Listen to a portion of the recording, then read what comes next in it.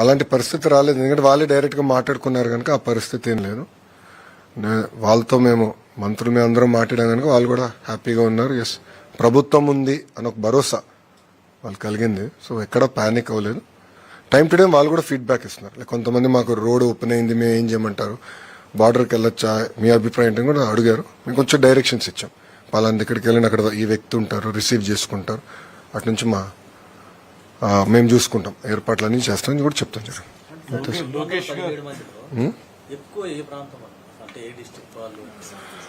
ఇప్పుడు విశాఖపట్నం నుంచి 42 మంది ఎక్కువ, మిగతాది విజయనగరం నుంచి 34 మంది, కర్నూలు నుంచి 22 మంది.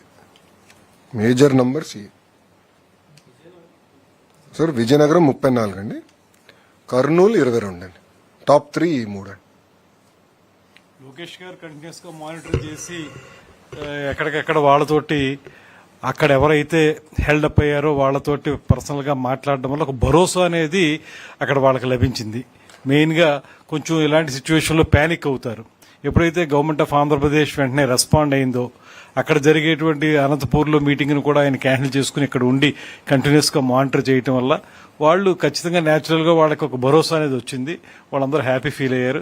ఇప్పుడు అన్ని మెజర్స్ తీసుకోవడం జరిగింది. రేపు మధ్యాహ్నానికి అందరినీ కూడా మళ్ళీ ఇండియాకి తీసుకురావచ్చే ఏర్పాట్లన్నీ కూడా లోకేష్ గారి నేతృత్వంలో అందరూ టేకప్ చేస్తాం.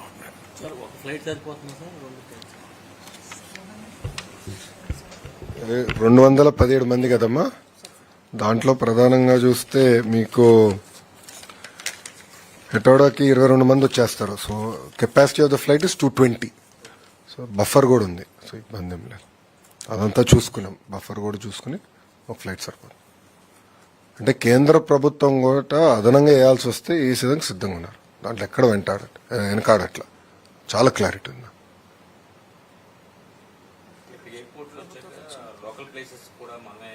ఎస్, ప్రభుత్వం బండిలు ఏర్పాటు చేసి వాళ్ళ ఇంటికి చేర్చే బాధ్యత మేము తీసుకుంటాం. ఇప్పుడు మాకేంటంటే ఒక రోల్ మోడల్ ఉన్నారు కదమ్మా, చంద్రబాబు నాయుడు గారు. ఇప్పుడు మీరు చూస్తే ఉత్తరాఖండ్ వరదలు వచ్చినప్పుడు బాబు గారు ఎట్లా పనిచేస్తారో మేము అందరం చూసిన వాళ్ళం.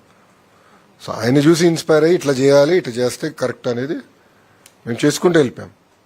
సో ఆయన ఒక మోడల్ ఉంది మాకు. గతంలో చేశారు, చేసి చూపించారు, మేము అది ఫాలో అవుతున్నాం. సింపుల్. అదే ఉత్తరాఖండ్ అప్పుడు ప్రతిపక్షంలో ఉన్నారు. 2 ఫ్లైట్లు 3 ఫ్లైట్స్ నేను ఎన్టీఆర్ ట్రస్ట్ నుంచి మానిటర్ చేశా. గౌరవ ముఖ్యమంత్రి గారు నేరుగా అక్కడ ఉత్తరాఖండ్కి వెళ్ళారు. వెళ్ళి ఆయన తీసుకొచ్చారు, తెలుగు వాళ్ళందరినీ తీసుకొచ్చారు. ఓకేమ్మా, థ్యాంక్ యూ వెరీ మచ్. జై హింద్.